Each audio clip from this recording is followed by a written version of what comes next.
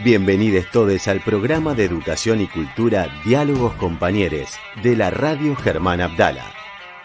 Producción y conducción militantes de Patria Compañera. Nuestras vías de comunicación: Facebook Patria Compañera, Instagram Patria Compa y Twitter Patria Compañera.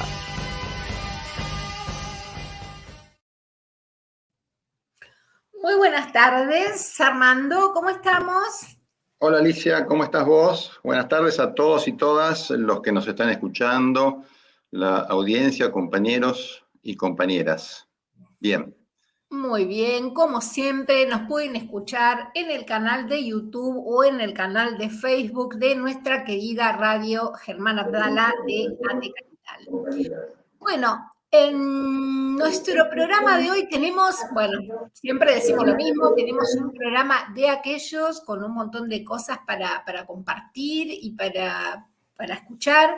Vamos a empezar, si les parece, directamente con lo que ha sido el acto del 25 de mayo, donde tuvimos a Cristina Fernández de Kirchner como única oradora. Ella es nuestra conductora de mayor peso político en este momento en la Argentina.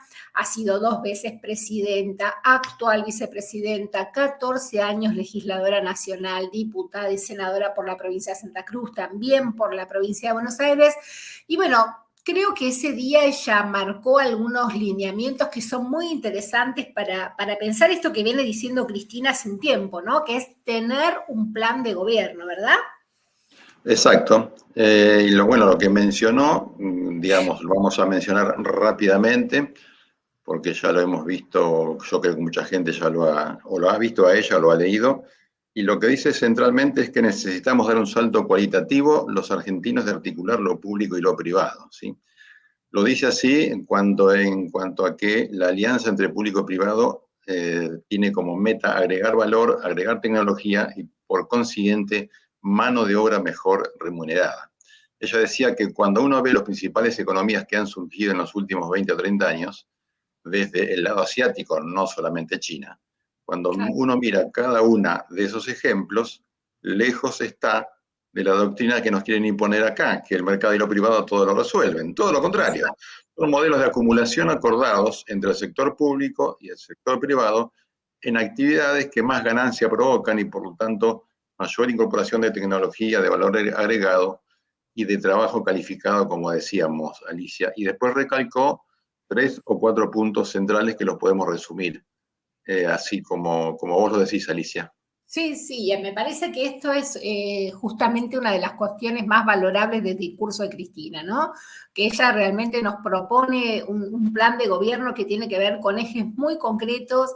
El primero que desarrolló ella tiene que ver con el desendeudamiento y el peso de la deuda que tenemos con el Fondo Monetario sobre los argentinos y las argentinas, ¿no? Este programa que es el que imponen los deudores, de alguna manera impide el desarrollo de nuestro país. Entonces, retomando a Néstor, cuando Néstor decía los muertos no pagan deudas, Cristina se plantea, ¿no? ¿Cómo vamos a poder pagar la deuda únicamente con commodities? Y plantea cómo los commodities terminan regulando los flujos financieros y se acomodan para que los países sigan debiendo. En ese sentido, ella estuvo muy pedagógica explicando este espacio que justamente ocurre con el intento de pagar deuda con commodities. Por otro lado, planteó en esto que decías vos también, ¿no? Entre pensar cómo se articula una alianza entre lo público y lo privado, porque las grandes inversiones que hoy en día pueden aportar al país tienen que ser de alguna manera impulsado por el Estado, ¿no? Decía, bueno, ¿quiénes son los que recuperan, por ejemplo, Vaca Muerta o los que están trabajando con la explotación del litio, ¿no? Ella decía recuperación cuca, ¿no? Haciendo como esta... Sí, tal cual. Esta idea entre, bueno, somos los cucas, bueno, sí, pero los cucas son los que te recuperan Vaca Muerta, los cucas son los que invierten en fábricas de celda de litio, los cucas son los que te recuperan aerolíneas argentinas. Y el tercer punto que ella desarrolló, que me parece fundamental, estuvimos hablando bastante el programa pasado, si se acuerdan, es el tema de la renovación de un nuevo pacto democrático. Fundamentalmente en la historia argentina lo que tiene que ver con la Corte Suprema de Justicia, con esta Corte Suprema que alguna vez Néstor pidió formalmente que se le hiciera juicio político y que al lado de la Corte que denunció Néstor en su momento, esta que tenemos hoy es, como dijo ella, un verdadero mamarracho indigno. Y realmente es tan patético lo de la Corte de Suprema Justicia, que también hay que leerlo en clave internacional. Todos estos políticos de la derecha que están tan preocupados porque Argentina entre al concierto de las naciones y a ver qué van a hacer los otros países, esta Corte Suprema es la que le da un amplio margen de inseguridad política y de inseguridad jurídica a este país. Y es un poco lo que vino a marcar Cristina. Exactamente, y él, además es lo que viene sosteniendo muchos dirigentes e inclusive lo charlamos permanentemente en la militancia, que es el tema de dividir para reinar. Porque Exacto. la Corte Suprema lo que hace es ponerse no del lado de una justicia democrática ni mucho menos, sino directamente del lado de los poderes fácticos y del poder económico, ya sin ninguna máscara, digamos, descaradamente lo hace y tiene que haber, tal como lo remarca hasta el cansancio Cristina, Exacto. un acuerdo de todas las fuerzas políticas para tener un poder judicial que además lo necesitamos en términos no solo de elecciones o de la proscripción que está planteando la Corte Suprema en este momento, sino hasta para lo más elemental, como son las relaciones económicas, las relaciones sociales, las relaciones culturales, donde se deje de imponer la fuerza de los más poderosos, ¿sí? Exacto. Por ahí muchos pensábamos que ese día se iban a presentar fórmulas presidenciales, por ahí algunos pensamos que iba a haber más novedades sobre la cuestión electoral, pero me parece que, bueno, que Cristina una vez más eligió salir de esta coyuntura, de la coyuntura electoral y marcar un rumbo político en el marco de lo que ella viene diciendo, ¿no? Tener un programa de gobierno. Y me parece que, bueno, que fue fiel a eso, ¿no? A marcar principios para un programa de gobierno y después se verán qué pasa con las candidaturas. En este momento hay ya candidatos firmes dentro del Frente de Todos. Está Agustín Rossi, que anunció su candidatura con un tono muy conciliador. Daniel Scioli, que apareció como un gran articulador de distintas áreas del Frente de Todos. Por ahí Juan Grabois, que tiene una propuesta más vinculada a la soberanía política, a las necesidades de los barrios populares, y también emerge Guado de Pedro, ¿no? Que se muestra como un posible candidato de mayor peso por parte del Frente de Todos, lo hemos visto recorrer muchos programas radiales últimamente, y bueno, Axel, que sabe que puede ser convocado ante un escenario de peligro, de pérdida del balotaje, pero que por ahora parecería mantenerse más firme en la provincia, Armando.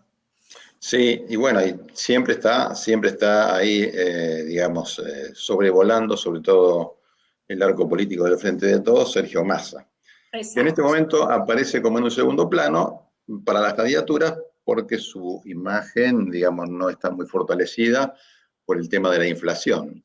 En Exacto. cambio, bueno, Guado se posiciona como el candidato del kirchnerismo duro, ampliado, puede ser. Su historia personal afianza el voto de los propios más politizados y también habla de temas que no son, digamos, muy comunes en la discusión política cotidiana, sobre todo a través de los medios, como es el tema de la descentralización política y administrativa, el arraigo en los lugares de producción con agregado de valor, y también un detalle, se reconoce como productor agropecuario, ¿sí? Sí. En una entrevista que hicieron hace poco, él dijo que le encanta esa tarea, que todos los fines de semana se dedica a eso, administra un campo que es de su familia y lo hace con mucho gusto. Así que bueno, es un elemento a tener en cuenta y además, bueno, como decíamos, es candidato del el kirchnerismo puro y duro, ¿sí? Exacto. Y también, bueno, también tenemos un dato alentador, si se quiere, o que le pone una nota distinta a la discusión política en Argentina, que es el viaje a China. Exacto. Máximo, Massa y otros referentes y referentas del gobierno o del espacio del Frente de Todos, en busca de colaboración para asistir al cuello económico, social y político que nos quieren imponer desde el Fondo Monetario. Ahí Máximo tiene algunas palabras, Cristina, que ha dejado Sí, a través exacto. de los medios. Cristina, Sí. no, Alicia, perdón. Ya te subí el precio. Ay, decime Cristina. Máximo plantea que, bueno, si bien el crecimiento económico y comercial es muy deseable, es admirable como hizo China en materia de educación y cómo incorpora cada vez más a los jóvenes al sistema educativo y cómo justamente es un ejemplo, también lo dijo Cristina justamente el 25, ¿no? De países que han atravesado sus propias crisis, pero que han trabajado mucho en esta idea de agregar valor, de disponer de valor agregado sobre su producción. Hay algunas cosas interesantes que supimos hoy, ¿no? La visita a la empresa Huawei, que, bueno, toda la pelea que hay con el 5G y varias cosas que me parece que son estratégicas para que Argentina vaya mostrando un poco esta fase más bilateral y no totalmente alineada a Estados Unidos, como se pretende, porque es una lectura de cómo vienen las cuestiones en este momento de manera internacional, ¿no? De cómo los bloques políticos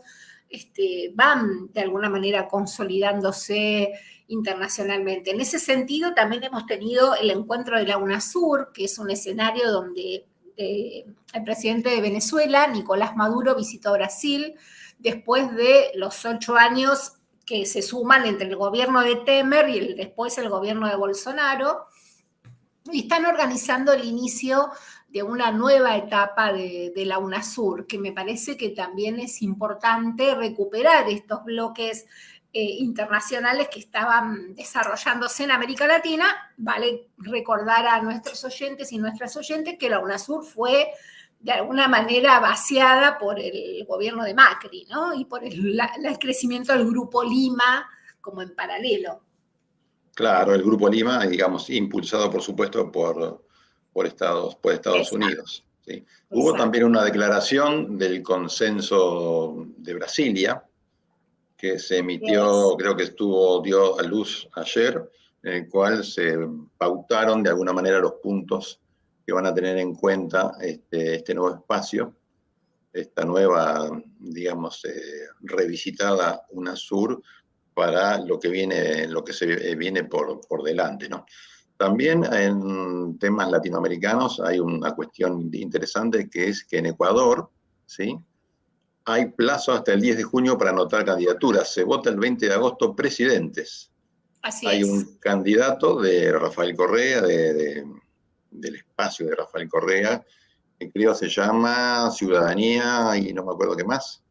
Es el joven economista Andrés Arauz, que tendrá su revancha, ya que fue quien perdió en el balotaje con el actual presidente Guillermo Lasso.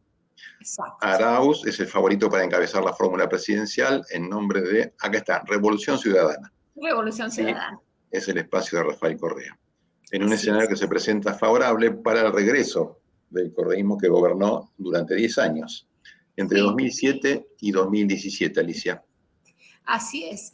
Y tenemos una breaking news de último momento. La Corte Suprema de Injusticia acaba de superar toda barrera de lo ilógico al colocarse por encima de los demás poderes democráticos. No solo impidió la reelección de San Juan, sino que completa una interpretación sobre la Constitución que podía inhabilitar reelecciones de gobernadores e intendentes. Esto es muy grave. Nosotros hace mucho que venimos advirtiendo sobre esta suerte de golpes blandos, que ya de blandos tienen muy poco, sobre nuestras democracias. Y la Corte Suprema está avanzando de manera implacable sobre la voluntad popular de elegir, sobre la voluntad popular de poder elegir a quienes quiere elegir, ¿no? No solo por la proscripción de Cristina, que la podríamos en primer lugar, sino con todo lo que está pasando ahora con la reelección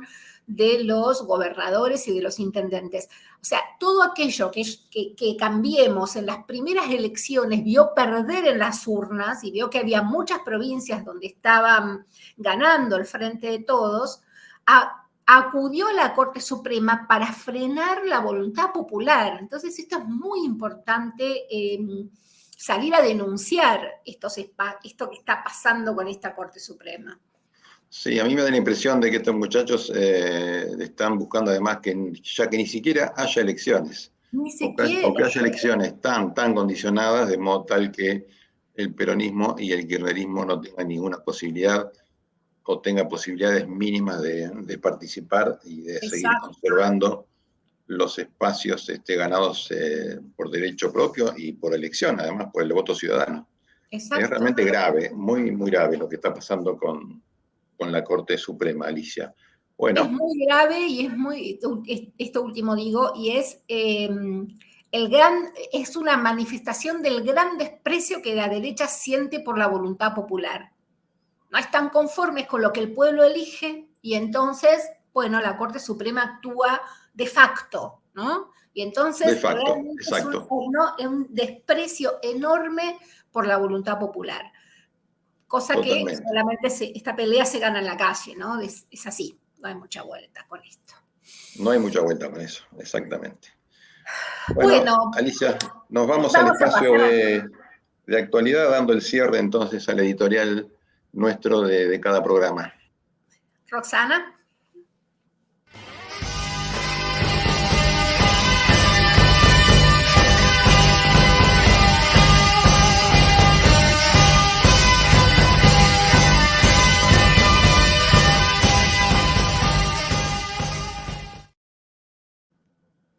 Y en nuestra Muy bien, Alicia, arrancamos con la actualidad rápidamente. Plan Conectar Igualdad. Hemos observado en cada provincia la gran expansión que ha tenido el Plan Conectar Igualdad. Si tomamos el caso de la provincia de Buenos Aires, notamos que ha sido una política fuerte y que en la mayoría de los actos de entrega de las netbooks asiste el gobernador Kicillof. Algunas veces también lo ha hecho el precandidato Guado de Pedro. Para saber más del tema, de los objetivos del plan y del impacto, conversamos con Ángel Ramírez, director de Fortalecimiento Local Interior Sur del Ministerio, Jefatura de Gabinete de Ministros de la provincia de Buenos Aires. Así que si Alicia y Rosana están de acuerdo, pasamos a escuchar a Ángel Ramírez. Hoy estamos aquí en el local de nuestra agrupación con Ángel Ramírez, que es director de Fortalecimiento Local Interior Sur del Ministerio Jefatura de Gabinete de Ministros. Y la idea, Ángel, es que nos cuentes un poquito acerca de cómo se viene desarrollando en esta etapa de gobierno la política con Conectar Igualdad.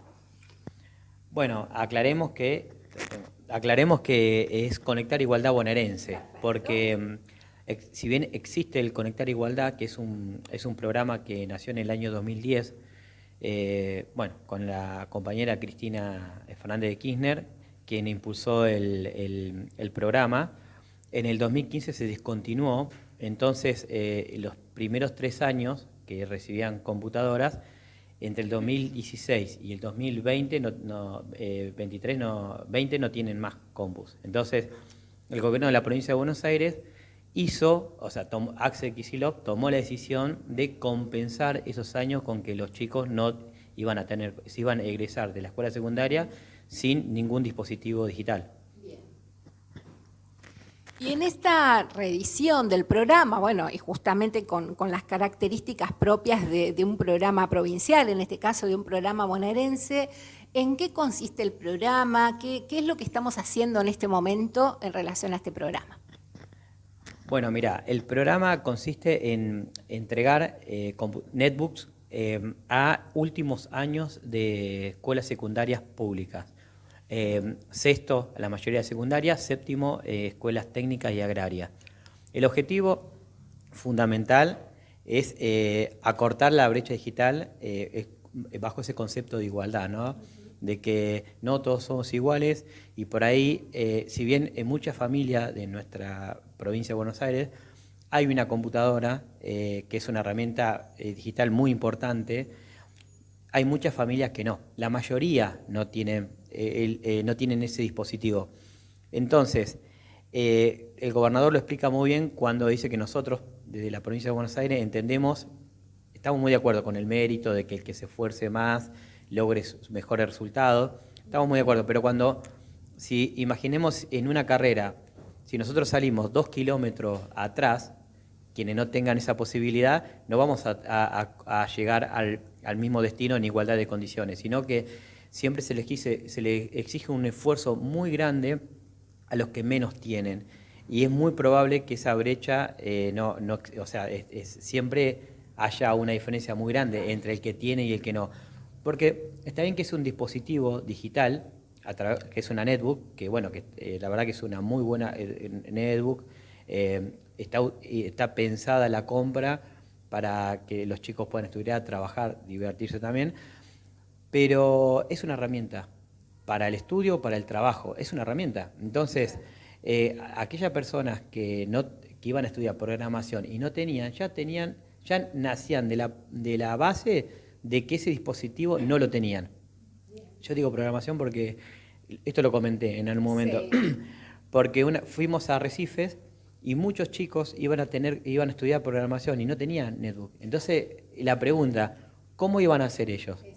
¿No? Además también de migrar del desarraigo, ¿no? de migrar de su destino, de su distrito hacia un destino que insólito para ellos, desconocido. A nosotros, yo soy del interior, a mí me pasó, y encontrarse con esa realidad y sin herramienta. Hoy, bueno, el gobernador toma ese concepto de conectar igualdad, la palabra dice mucho, y fue tan, además de beneficioso, fue tan efectivo, porque se entregaron, entre el año 2010 y el 2015, se entregaron más de 5,5 millones de computadoras. 5 millones. Y nosotros, por ahí es una pregunta que vos me vas a hacer, pero bueno, va en hilo. Va en hilo. Tenemos pensado entregar en toda la provincia de Buenos Aires 168.000 netbooks, en todos 135 distritos. Bueno, esta entrevista es la primera parte de la entrevista que hicimos con Ángel. Ya vamos a continuarla después en futuros programas, pero bueno, nos resultaba interesante poder compartir con ustedes esta perspectiva del programa Conectar Igualdad Buenos Aires, que repone el programa de entrega de notebooks, y bueno, es una política maravillosa y además es muy impresionante el trabajo que está haciendo Axel, ¿no? De ir a cada pueblito de la provincia, esos pueblitos chiquitos donde llega el gobernador con las computadoras. Realmente muy, muy importante esta tarea que se está desarrollando. Sí, además como continuidad de lo que fue esta política en la época de los gobiernos de Néstor y Cristina, ¿no? Exactamente. Eso incluso era mucho más masiva que ahora, claro, porque se repartía en todas las provincias y era un festival ver a los chiquitos y a los chicos de secundaria con sus computadoras. Así realmente es. Era muy, muy impresionante. Muy impresionante. Bueno, sigamos con los temas de actualidad. Alicia, tenemos que referirnos a las decisiones muy antipopulares de la ministra de Educación de Juntos por el Cambio de Capital Federal, Soledad Acuña, por su actitud de desfinanciar y reducir la educación superior de la ciudad. A pesar de ser un municipio fuerte en cuanto a su recaudación, este gobierno de Larreta invierte muy poco en la educación estatal. Es impresionante la cantidad de dinero que deja sin ejecutar. Se presentó el proyecto de la UNICABA, que según decían, es el objetivo de profesionalizar la carrera docente. En 2018 el PRO logró sancionar esta ley sin escuchar a la comunidad educativa que se oponían porque ya habían cerrado 29 institutos superiores de formación docente. Así es. El año pasado eliminaron 24 cátedras de educación física, hace un mes dio de baja 3 postítulos del Instituto Joaquín B. González y la semana pasada clausuró la inscripción 2023 para el profesorado de Física y de Lengua y Literatura. Nada casual todo esto, por supuesto, ¿no? Exacto.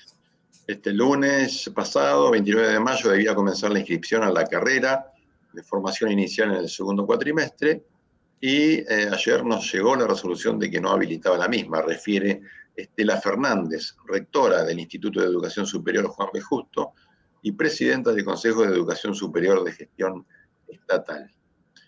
Y bueno, en este momento la comunidad educativa de la educación superior de Capital está realizando un semaforazo en toda la ciudad.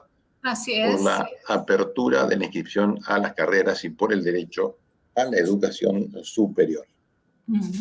Por otra parte, también nos solidarizamos con los docentes autoconvocados de la provincia de Salta, que vienen llevando hace 4 semanas paros por tiempo indeterminado en defensa de sus derechos laborales, para reclamar por el aumento salarial, y continúa un alto acatamiento de estos paros.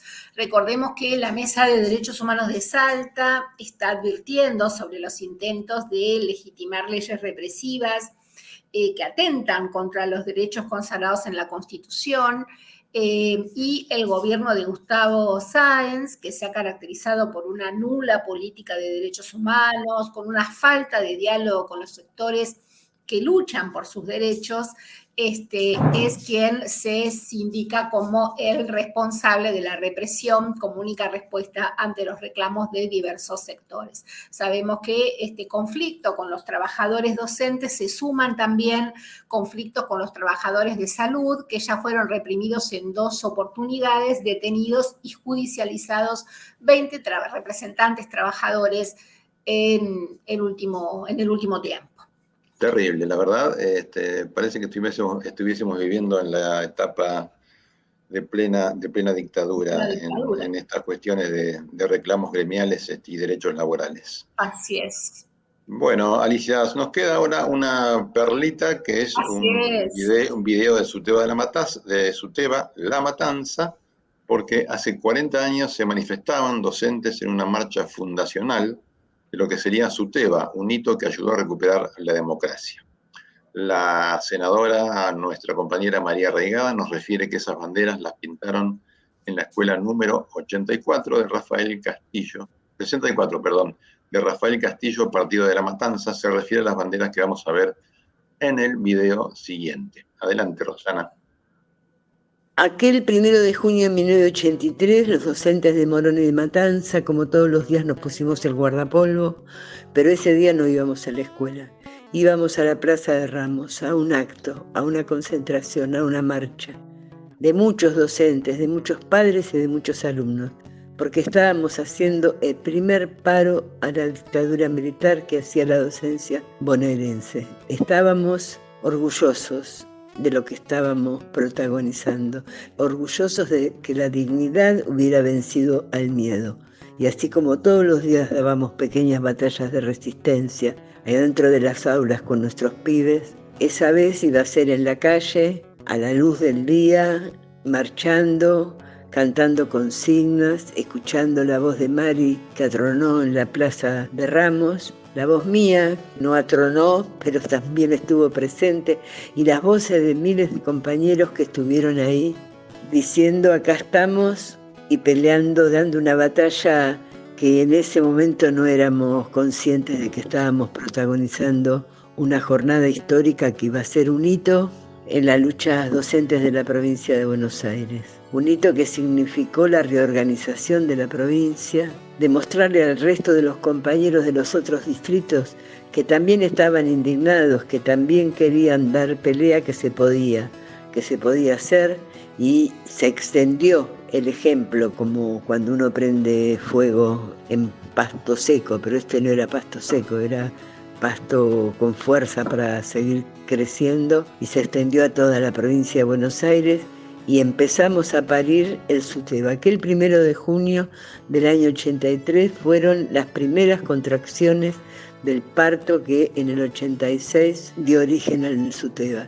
Una lección de dignidad y una fecha muy entrañable para los docentes que la protagonizamos, muchos de los cuales hoy son conducción del Suteba o conducción de las seccionales. de nuestra organización, porque algunos tuvieron ahí su bautismo de militancia sindical, y como el SUTEBA, que no era SUTEBA todavía, pero la lucha docente nos enamora y el SUTEBA enamoró, muchos de ellos todavía estamos dando batalla todos los días como la dio el SUTEBA en estos más de 30 años que tiene, desde aquel 1 de junio del 83.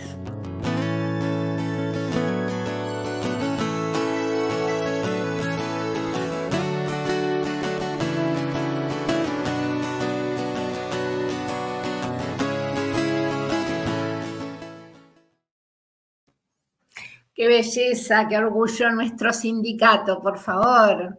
Tremendo, Hermoso. tremendo. Un gran reconocimiento para María Reigada y en el recuerdo también para Mari Sánchez, una compañera imprescindible de todos los tiempos, ¿sí?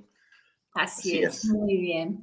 Bueno, y como estamos hablando de educación, vamos a compartir una entrevista sobre educación que hicimos en la semana. Escuchamos la placa y presentamos a nuestro entrevistado. Adelante, Ro. Momento de entrevista en Diálogos Compañeros.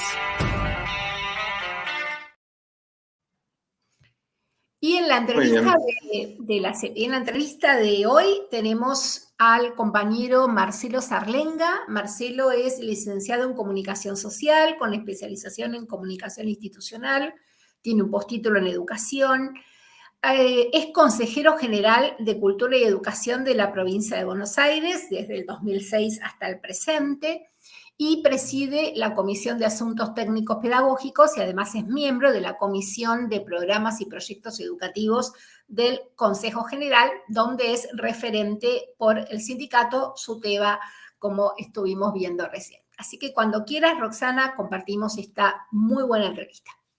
Adelante, Ro. En el Consejo General de Educación de la provincia de Buenos Aires y nos acompaña Marcelo Sarlenga, que va a conversar con nosotros, con Diálogos Compañeros, sobre las funciones que está cumpliendo el Consejo General. Pero primero te queríamos preguntar, Marcelo, si nos puedes contar un poquito qué es el Consejo General, qué funciones cumple. Bueno, ¿cómo estás, Alicia? Bueno, a los compañeros, compañeras, compañeres, un gusto compartir con ustedes. Bueno, el Consejo General es el órgano más antiguo de la democracia. Justamente este año cumplimos 150 años. El Consejo General es un órgano de consulta obligatoria del director general que lo preside. Está conformado por 10 miembros.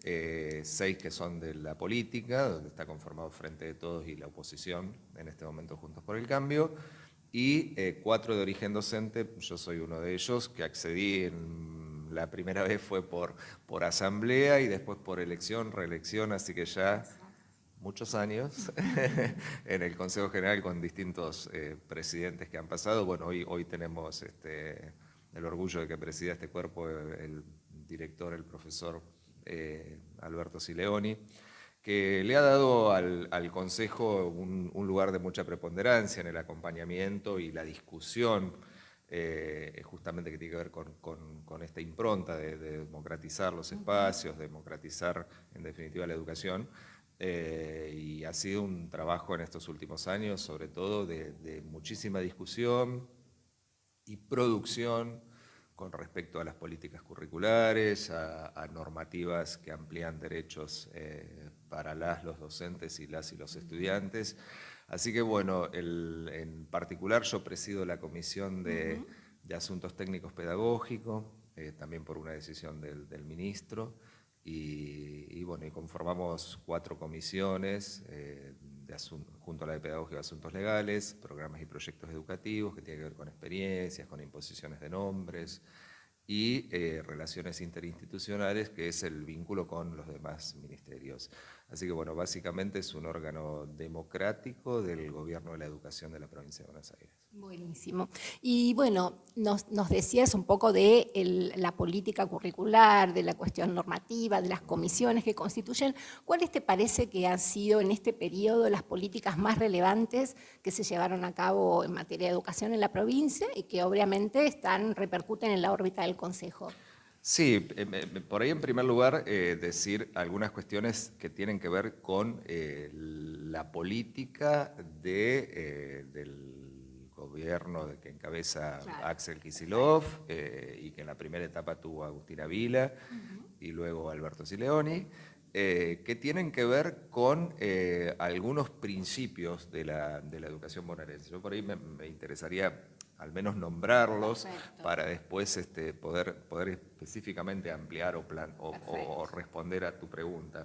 Bueno, hay como 10 principios que guiaron el trabajo en la provincia. Uno es la centralidad de la enseñanza, o sea, la recuperación de la enseñanza en nuestras escuelas. Nosotros estuvimos atravesados por el periodo de la pandemia, con todo lo que eso implicó para nuestros chicos, nuestras chicas, las familias, los propios y las propias compañeras docentes, pero también esa pandemia nos dejó mucho acumulado, mucho conocimiento acumulado, que hubo que recuperarlo, sistematizarlo, y también lo pego con esto con las transformaciones curriculares, que esa sí ha sido una línea muy importante y que tiene directa incidencia o responsabilidad del Consejo General, y allí todos los procesos que se han dado de transformación curricular tienen que ver con un amplio proceso de consulta, de participación, de democratización, para luego la definición de un documento que sintetiza, digamos, esas voces. Y allí hemos atravesado durante estos años, pero muy fuertemente durante el año pasado y este año, la actualización del diseño curricular de inicial, un diseño que deroga y actualiza el de la época de Juntos por el Cambio, con otro enfoque, pensando en ese sujeto y en las primeras infancias y en la recuperación de algunas cuestiones que son fuertes para el nivel, como es el tema de la alfabetización inicial y el juego, digo, entre esos como tantas otras cuestiones, la incorporación de nuevos lenguajes. Con respecto a primaria, se está haciendo un fuerte trabajo en las áreas más críticas, que es la práctica del lenguaje y la matemática, y esto surge a partir de la implementación de las pruebas a aprender. Las pruebas a aprender que dieron los resultados por ese lado, donde había mayor debilidad, y ahí se está trabajando fuertemente. Esto acompañado también de una política, porque digo, es una política, hay que verlo desde la integralidad de las políticas. Entonces, digo, esto no va solo, hay un plan de lectura y escritura que acompaña con libros de texto, de cuentos, de libros de poesías, de literatura, sobre todo argentina y latinoamericana, que esto también dio un fuerte impulso a la industria librera, a la industria del libro, tan alicaída sobre todo en la gestión anterior, donde cada chico, cada chica tiene un libro hoy que puede llevar a su casa, que en algunos casos es quizás el primer libro para iniciar a una casa, o que puede en otros casos sumar a esa biblioteca, y que implica placer por la lectura, ¿no? Pero también en las escuelas primarias, por primera vez hay libros de las áreas para cada uno de los chicos y chicas de la provincia de Buenos Aires. Digo, allí es muy importante este trabajo enorme que se hizo en primaria. En el nivel secundario se avanzó en lo que es específicamente en secundaria técnica y secundaria agraria, en derogar, dejar sin efecto la reforma del ciclo superior de secundaria técnica agraria que se había iniciado en el gobierno de María Eugenia Vidal, que nos tuvo en la calle, con la secundaria no se toca, y con una movilización enorme, que finalmente terminó en algunas cosas en las que se avanzaron, casi en un como sí, en una implementación gradual, pero también hasta con la torpeza de ni siquiera haberlo presentado a validación nacional. Con lo cual, nosotros, digamos, pudimos derogar eso desde esa cuestión, o sea, no está validado, no se podía seguir avanzando con un diseño donde se estaba estafando a los chicos, a las chicas. Entonces ahí la decisión fue derogar, y se está trabajando en este momento con 4 diseños curriculares del ciclo superior, sí, de técnica y de agraria. Básicamente ahí lo que se está trabajando es digamos, en la actualización de contenidos. No, a hoy, para ser sinceros, no estamos en las condiciones de por ahí de romper con formatos escolares, pero eso sí es un próximo paso, y eso avanza directamente también sobre puestos de trabajo y sobre conformación, sobre cuestiones organizacionales e institucionales. Pero ahí se está avanzando, también fuertemente hemos avanzado, y eso es una un poco de las directivas del gobernador, de trabajar la identidad bonaerense, y en esa identidad bonaerense, en esa relación entre educación y trabajo, y allí hemos avanzado en tecnicaturas superiores que tienen que ver con lo que se llama economía del conocimiento, que es toda la familia de informática, de programación, también con agroecología, agroalimentos, informática de las cosas, otras vinculadas a industrias de hidrocarburos, o sea, entre otras tantas, ¿no? Digo, y también en la actualización, y allí también ha habido un trabajo enormísimo de formación profesional, porque si bien hubo una decisión de continuar con los centros de formación profesional, que son los laborales que están conveniados y que pertenecen al Ministerio de Trabajo, y nosotros tenemos los centros propios, o un paquete que quedó ahí de los conveniados, que son los centros de formación profesional, sí se está trabajando conjuntamente en la actualización. Y allí hay una cuestión bastante complementaria, si bien falta, entre educación y trabajo, donde trabajo, por ejemplo, ha apuntado mucho a la formación en oficios digitales, en cuestiones que tienen que ver con formación profesional, oficios, digamos, más que tengan la salida laboral. Y algo muy importante, y que por ahí no ha trascendido mucho, avanzamos en la creación de la Agencia de Acreditación de Saberes. La verdad que en eso tuvimos un trabajo enormísimo, y nos enorgullecemos como consejeros de haber formado parte, porque esto es una agencia provincial que pueda certificar saberes previos o saberes que tienen las y los trabajadores, o que tiene un desempleado, o un desocupado, una desocupada, y que puede acreditar saberes con un doble objetivo. Primero, el acreditarle esos saberes, y segundo, reinsertarlos al sistema formativo. Entonces, ahí es cuando hablamos de estas políticas integrales. Bueno, en nivel secundario tuvimos el avance, y que luego no se, con la posición muy berreta de la oposición, simplificando en una cuestión de repitencia sí, repitencia no, y con un discurso realmente totalmente sin sustento, parados en la meritocracia mentirosa, o sea, porque si vemos la experiencia de la época de Vidal, no hay que dejar de decir que en su momento lanzaron un gran plan de becas, que entregaron 25 becas en toda la provincia, porque era una por región. No, desde una concepción de que no es una educación para todos y todas, desde una concepción de la educación no como un derecho social. Y bueno, y aquí se quiso avanzar con un régimen académico que, como dijo el ministro, traje a este cuerpo y en este propio espacio físico, a este cuerpo como discusión, una discusión seria, una discusión real, una discusión que ponga en valor lo que hoy nos está pasando en la escuela secundaria. Sabemos que la escuela secundaria tiene problemas, y que hay cuestiones estructurales. Bueno, pero terminó en un estudio de televisión la discusión.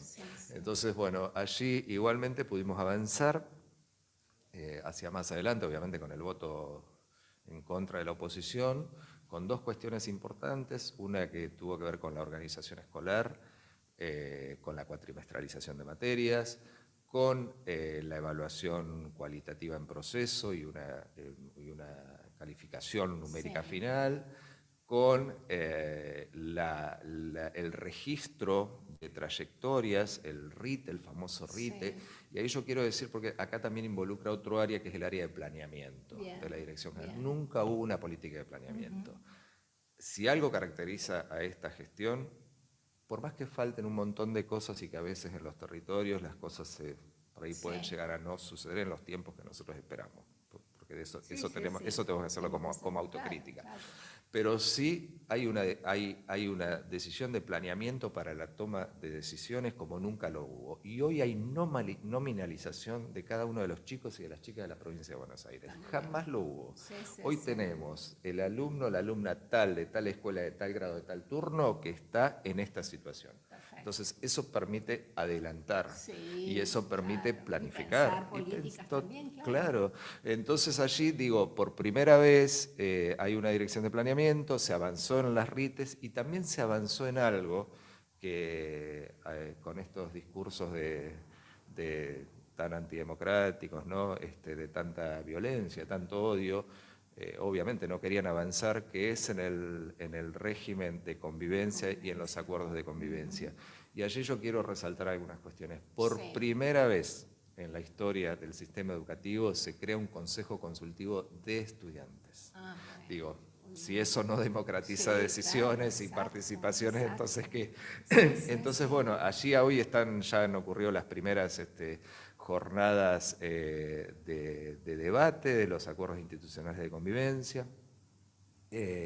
Se está en ese proceso, está también el Tramar Escuela, que es otro plan integral. Yo he participado en algunos de ellos y la verdad que los chicos y las chicas no dejan de sorprendernos y cómo se plantan y cómo se paran y, como decimos, la tienen muy clara por dónde va y por dónde también hay un falso discurso de una libertad que yo digo, frente a tanto discurso libertario, hay una contradicción en sí misma, porque por ahí muchos nos quieren hacer creer que los pibes, los adolescentes, los jóvenes optan por eso.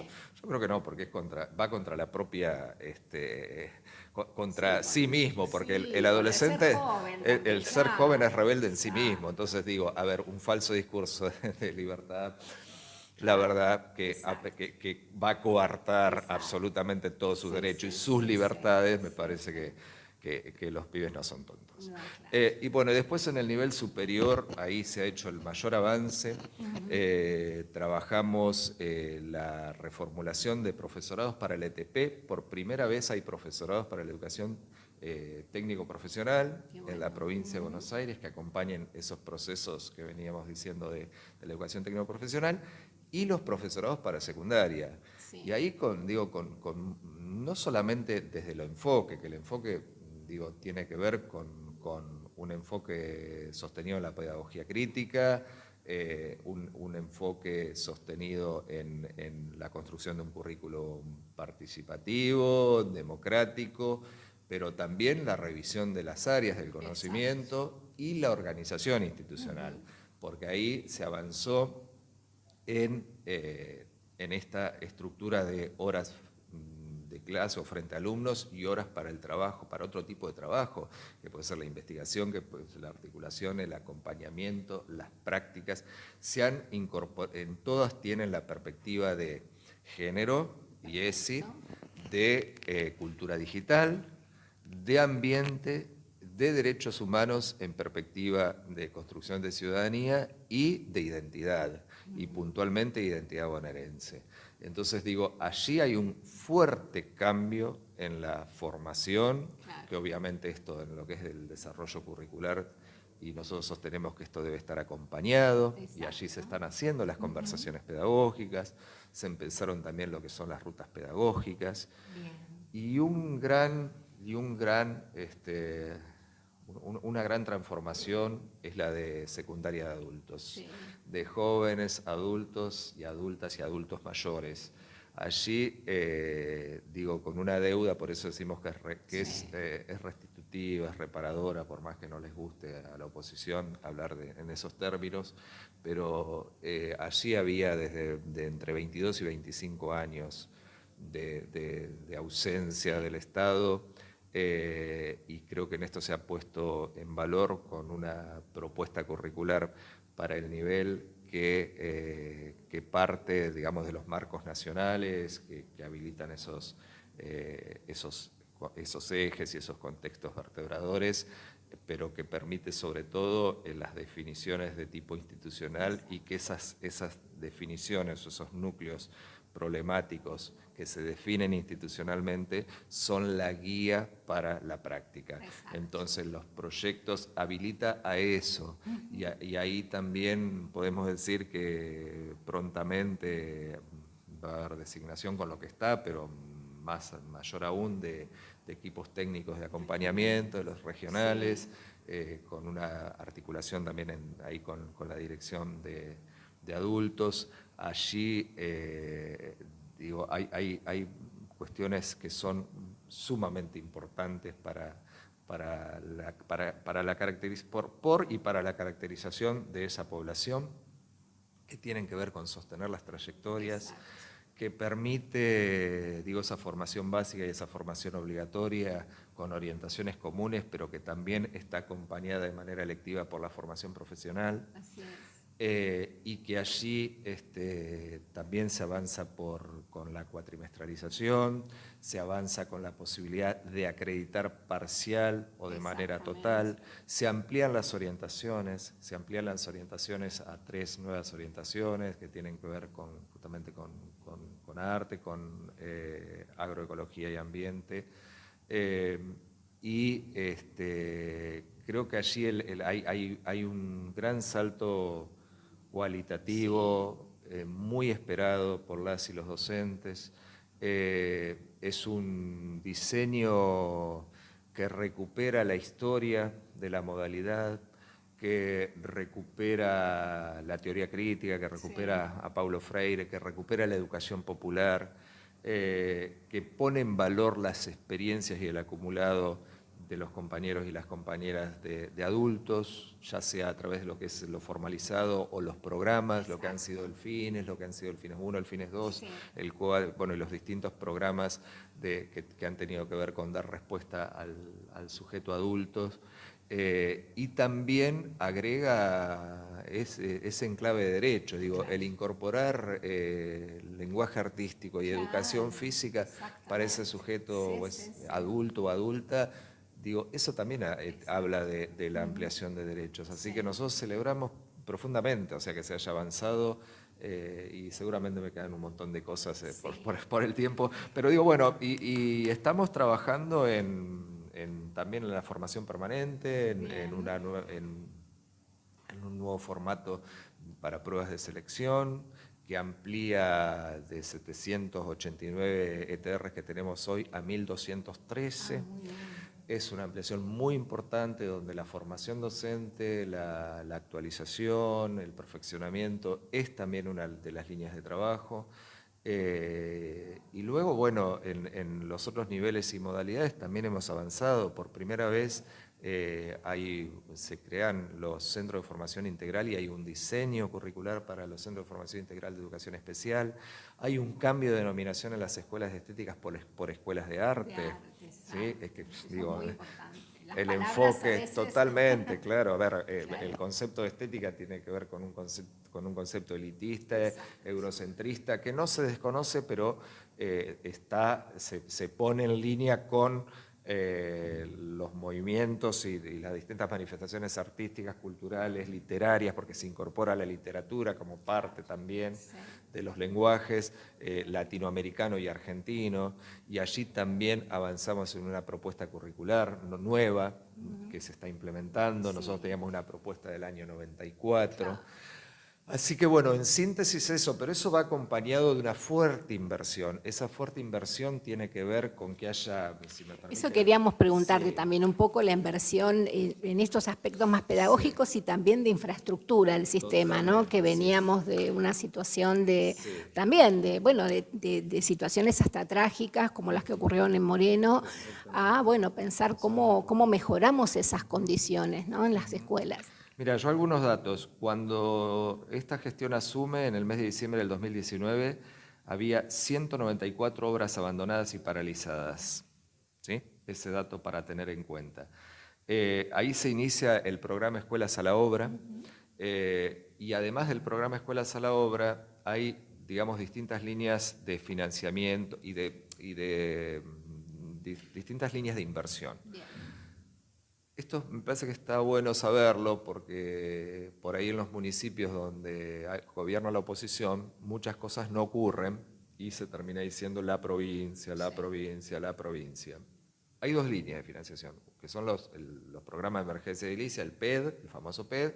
Hay una línea que va a los municipios para ejecución y hay otra que va a los consejos escolares. Bien. Más el Fondo Educativo Nacional, que tiene por ley el 40% tiene que ser para infraestructura escolar en cada uno de los distritos. Bueno, tenemos nosotros ahí, la verdad que en muchos de los distritos que gobierna la oposición, las obras PED no se hacen, no se realizan a tiempo, no se están realizando las cuestiones administrativas, ni seguimiento, ni tampoco la terminación. Bueno, con un proceso inflacionario como el que tenemos, los valores obviamente hoy no son. Pero sí podemos decir que hoy hay inaugurado 160 nuevos edificios escolares, de los cuales en el total de los 190 que están planificados de acá hasta terminar el año, hay 106 del nivel inicial, 67 del nivel primario, 67, perdón, del nivel primario y secundario, 9 técnicos, 5 especiales,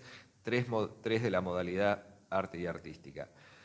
Se han sumado a hoy más de 2.200 nuevas aulas en el sistema educativo bonaerense y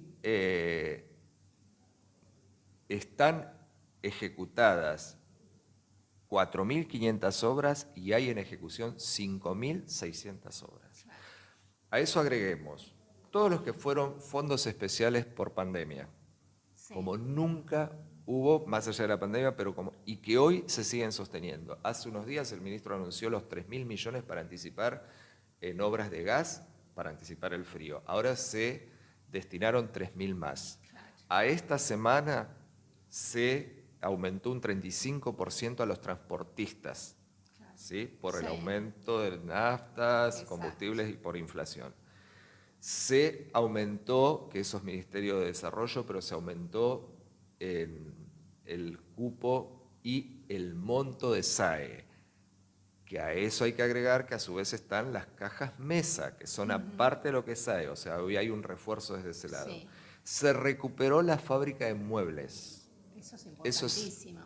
Es trabajo y es el Estado dando respuesta. A hoy se equipararon 2.200 aulas con mobiliario propio. Antes se tercerizaba, se compraba una empresa con un desajuste total de costos. Bueno, la inversión que hay, y a esto sumémosle el conectar Buenos Aires, que fue recuperar el tema de la conectividad, el derecho a la conectividad, que se empezó por una parte, porque bueno, esto estuvo desfinanciado, vaciado y destruido durante 4 años. La provincia de Buenos Aires avanzó en ese sentido, como decíamos, la política de entrega de libros, inclusive cuando en plena pandemia, desde adulto, yo recuerdo y haber llevado también algunos de esos libros a algunos distritos, que se recuperaron libros para adultos que habían sido arrumbados y que estaban en un galpón. Estas cosas la gente las tiene que saber. Estaban arrumbados en un galpón porque no coincidían con una tapa o por una cuestión de desprecio absolutamente hacia la escuela pública. Estaban arrumbados, algunos humedecidos, otros irrecuperables, pero se recuperaron 1,5 millones de libros de adultos en ese momento. Y como esto podemos plantear que por primera vez hay fondos para las escuelas de arte. Nunca hubo insumos para las escuelas de arte. Hubo una fuerte apuesta en equipamientos de elementos de educación física. De los CEF y de todas las escuelas, o sea, a todas las escuelas secundarias tuvieron una partida especial para equipamiento, como también lo tuvieron las escuelas de verano, para equipamiento de materiales de artística y de materiales para la actividad física o la educación física. Y digamos, y todo lo que tiene que ver con mantenimiento y también con el tema salarial docente. O sea, tenemos una paritaria abierta en diálogo con el gobierno, donde hay una cláusula de revisión que permite que estemos constantemente, si los números se van por encima, estar por encima de la inflación o al menos equiparada, no perder salario. Nosotros durante la gestión de Cambiemos perdimos un 20% del salario real, ¿sí?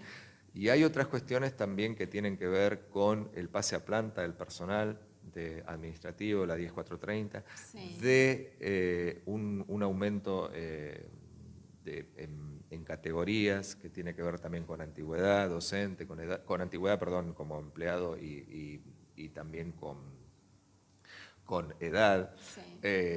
Se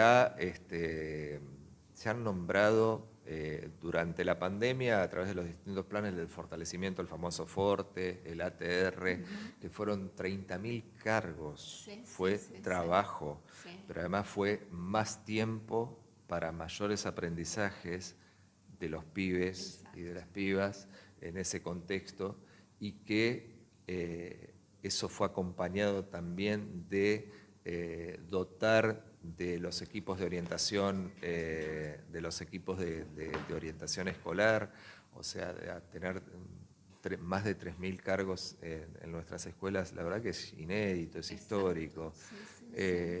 Bueno, los concursos docentes. Bueno, ¿no? los concursos docentes de todas las direcciones, de cargos jerárquicos, coberturas de inspectores, de directores, de vicedirectores. Siempre falta, porque el sistema nuestro es enorme, pero no podemos dejar de recordar que en la gestión de Cambiemos se cerraron escuelas, se unificaron cursos con los pluriaños, y esta gestión no solo esos pluriaños, hoy cada año tiene sus profesores en sus materias, sino también que desanexaron escuelas, con lo cual implica crecimiento también de cargos. La verdad que el crecimiento en cargos es enorme. Hoy tenemos un sistema educativo con casi 480.000 docentes, con 5.200.000 alumnos, con 21.000 escuelas, de las cuales 14.000 son estatales, con 11.000 edificios, digo, unos 85.000 empleados administrativos y auxiliares, y con un Estado provincial que toma la educación como prioridad absoluta frente a cualquier discurso y cualquier acción de querer mostrarnos la desesperanza, querer mostrarnos que estamos en la peor crisis, como decía Jaime Echeverry hace unos años, la crisis educativa. Bueno, digo, este discurso, la verdad es que lo hacen desde ningún lugar, desde el lugar de la nada. Exacto. Y a través de un Twitter o de las redes, pero lo concreto sin sustento. ¿No? Digo, estos números son claros. A veces los números, lo cuantitativo, hay que decirlo, puede ser aburrido, pero esto da cuenta de una política en educación como nunca la ha habido en la provincia de Buenos Aires. Y también hay algo que es muy cierto. Yo siempre digo, un poco también es como yo me he manejado siempre, no ser de escritorio, sino ser de territorio. Claro. Y esta gestión está permanentemente en territorio, Entonces creo que eso también democratiza los espacios, la participación, la toma de decisiones, el acompañamiento. Hace poquitos días se firmó el acuerdo paritario de reparación y de resguardo frente a las situaciones de violencia o conflictivas que estamos viviendo en las escuelas, pero que han tenido una escalada muy grande, también fogoneadas en algunos casos, así lo hemos comprobado. Entonces también el resguardo a los trabajadores y a las trabajadoras de la educación y a los chicos. Y la verdad que se ha avanzado en una también modernización del sistema de gestión. O sea, hoy tenemos un sistema de gestión donde un docente a través de la plataforma B6 sin pagar puede entrar o puede conectarse o puede acceder a una propuesta o oferta formativa. Digo, creo que si algo caracteriza esta gestión es justamente tomar dos de las cuestiones que para nosotros son centrales, como representante y como trabajadores de la educación, que es educación y salud, como nunca se la ha trabajado. Bueno, Marcelo, te agradecemos mucho la entrevista. La verdad que está, como decíamos, medio en el entretelón. Es interesante poder comunicar todas estas cosas. Puede sonar aburrido, como vos decís, pero es fundamental que se sepa. Así que, te agradecemos mucho. No, gracias a ustedes. Y creo que, en este tiempo complejo complejo y seguramente lo escuchan muchas y muchos trabajadores y trabajadoras. Siempre nosotros planteamos desde la esperanza en el porvenir, ¿no? Entonces, digo, por ahí también me parece que es tiempo que reflexionemos que, bueno, que del otro lado realmente tenemos el abismo. Y ha habido planteos muy claros, porque ya lo dicen descaradamente, digo, vienen por 3 reformas: la financiera, la laboral y la vinculada a la producción, principalmente mineras, litio, petróleo y demás. Digo, el otro día lo decía Cristina muy claramente, ¿no? Dice, si bien hemos avanzado en la macroeconomía, pero que esa distribución no se la lleven unos pocos. Entonces, digo, sigue siendo más allá de quiénes, si bien cada uno tiene su corazoncito, la propuesta que hoy sintetiza el Frente de Todos, la única opción frente al abismo, repito, que tenemos del otro lado, y a recetas que las aplicaron en los 80, que las aplicaron durante la dictadura, que las aplicaron en los 90, que las aplicaron en el 2001, y hoy esos mismos personajes son los que van a salvar la Argentina cuando en realidad nos defoltearon y nos llevaron a una deuda con el Fondo Monetario ilegal, primero, monstruosa, descarnada y descarada en el manejo que hicieron de eso. Así que bueno, estar desde cada uno de los lugares de las trincheras y caminando y hablando con los compañeros, con las compañeras, con los vecinos, con las vecinas, me parece que tenemos que llegar por todos los medios para poder aclarar, al menos dar el debate. ¿Sí? Así que bueno, me parece sumamente importante que ustedes tengan este espacio para poder llegar. Sí. Bueno, muchísimas gracias. Bueno, muy buena la entrevista. Queremos agradecer enormemente a Marcelo Zarlenga porque nos dio parte de su tiempo. Sabemos que el trabajo del Consejo General es un trabajo arduo, que además está siempre muy ocupado, pero bueno, se tomó su tiempo para hablar en extenso de la política educativa de la provincia de Buenos Aires. Como decíamos un poco ahí, algo que hay que transmitir, que hay que comunicar, porque no aparece en todos los medios de comunicación, desgraciadamente, y queremos agradecer muchísimo la cantidad de comentarios de oyentes. Tenemos un montón de oyentes que nos han acompañado en este programa. Y agradecerles también los comentarios que nos vienen haciendo. Seguramente todos han estado disfrutando de esta conversación y de lo mucho que nos ha aportado Marcelo. Estás muteado, Armando, así que... Ahí está, perfecto. Uno de los tantos casos que realmente nos llena de satisfacción poder encontrarnos y difundir el pensamiento y la obra de nuestros compañeros que están a cargo de la gestión educativa en la provincia de Buenos Aires. Así que sí, como vos decís, gracias a Marcelo. Así es. Y seguramente lo volveremos a encontrar o lo volveremos a charlar con él en cualquier momento. Seguramente. Bueno, si les parece, pasamos a nuestra placa varieté y seguimos con el último tramo de nuestro programa. Muchas tropas riendo en las calles, con sus muecas rotas cromadas, y por las carreteras valladas escuchas caer tus lágrimas. Siempre aparezco cantando esta partecita. ¿Cómo estás, Cintia? Muy buenas tardes, compañeras. ¿Cómo se encuentran ustedes? Hola, Cintia, ¿cómo estás? Bien, acá estamos. Estaba muy atenta a la entrevista. En pleno desarrollo del programa. Excelente el programa, los quiero felicitar. Y como siempre digo, un eterno agradecimiento, más allá de que nosotros somos a veces las caras, yo un ratito, detrás hay una gran producción, así que un aplauso para Roxana, que está ahí atrás en los controles, y Clarita, que laburan incansablemente para que este programa salga tan lindo, así que este aplauso va para ellas. Así es. ¿Y qué tenemos para hoy, Cinti? Bueno, ¿qué les cuento? Voy a comentarles algo sobre las actividades de Patria Compañera que pasó en todo mayo. Dale. Como ustedes saben, se han realizado 2 clases abiertas en la sede Fines. En primer lugar, estuvimos con el compañero José Pepe Spatella, quien, para los que no saben, fue presidente de la Unidad de Información Financiera del Ministerio de Justicia y Derechos Humanos de la Nación durante el segundo mandato de nuestra querida presidenta Cristina Fernández de Kirchner. Y él nos habló sobre la economía que merece el pueblo trabajador. El licenciado en Economía desplegó una explicación acerca de la teoría de la desconexión de Samir Amin. Él nos propone que los países subdesarrollados se desconecten del sistema capitalista mundial para entrar en un sistema mundial policéntrico, considerado el mundo en disputas por una hegemonía. También tuvimos como invitado al doctor en letras Mariano Dumbín en una segunda charla donde nos presentó monstruos y política en la literatura argentina. Este doctor de la Universidad Nacional de La Plata nos habló sobre la construcción del sujeto colectivo peronista que es representado por algunos autores como un aluvión zoológico.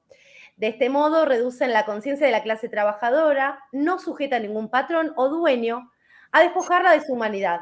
La verdad que 2 charlas súper interesantes que estuvieron presentes en nuestra agrupación de Patria Compañera, con muchísimos compañeros que se hicieron presentes en ese momento. Estuve googleando algunas de las entrevistas, la verdad que son excelentes para cuando tengan un ratito, buscan en YouTube, porque la verdad que son imperdibles. Y por último, les cuento que otra actividad que nos movió a la plaza a estar presentes, con Cristina, por supuesto, fue su convocatoria a la Plaza de Mayo, el 25, bajo una intensísima lluvia que hacía muchísimo más dramática la escena de un pueblo dialogando con su conductora. Ustedes lo saben porque estuvieron allí presentes, al igual que muchísimos compañeros que hoy están escuchando la radio. Así que les invito a ver un pequeño resumen de todo esto que pasó en mayo en Patria Compañera y Diálogos Compañeros. Así que, Ro, cuando vos lo dispongas, lo compartimos. Perfecto.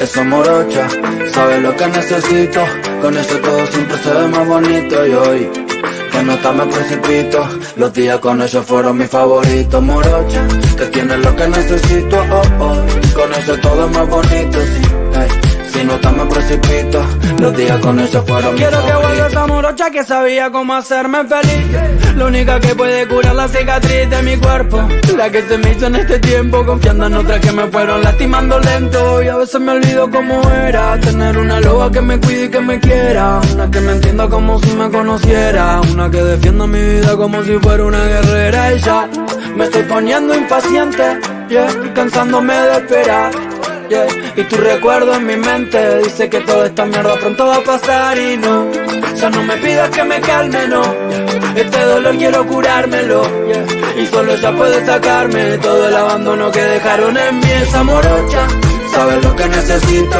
con ella todo siempre se ve más bonito. Y hoy que no está me precipito, los días con ella fueron mis favoritos. Morocha, que tiene lo que necesito, y con ella todo es más bonito, sí, si no está me precipito, los días con ella fueron mis favoritos.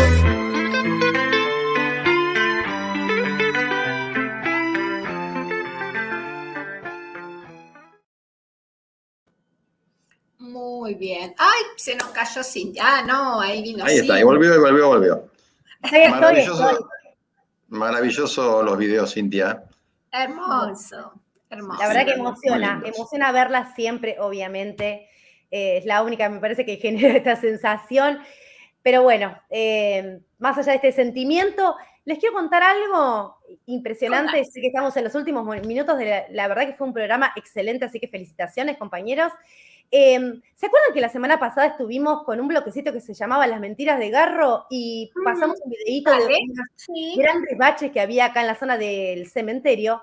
Les quiero comentar que no sé si tendrá que ver con estas denuncias que estamos haciendo, pero hace un par de días comenzaron a tapar ese bache, así que seguimos recibiendo denuncias de todos los que quieran, porque parece que llega al señor Garro estas denuncias, parece que está escuchando la radio, nos está viendo, así que bienvenidos sean estas denuncias. Ya les voy a mostrar algunas imágenes. Y por último, me retiro rapidísimo. Les quiero comentar una novedad que ya la anunciamos la semana anterior. En el próximo programa de Diálogos Compañeros estamos organizando un sorteo. ¿Cómo van a participar? Obviamente escuchando a Diálogos Compañeros y dejando comentarios a lo largo del programa. Vamos a ir anotando toda la gente que está participando, que va a comentar durante la tarde de la radio, y son unos premios increíbles, así que no se lo pierdan. Dentro de 15 días nos volvemos a encontrar y van a estar participando de estos hermosísimos regalos. Así que me despido, les mando un beso enorme y muchas gracias a toda la audiencia por estar ahí. Gracias a vos, Cintia. Un abrazo. Cintia, como siempre, una maravilla. Así que bueno, ya en la semana, en las redes, algo vamos a ir haciendo y les vamos a ir adelantando algunas cuestiones de los sorteos que vamos a tener a partir del programa que viene.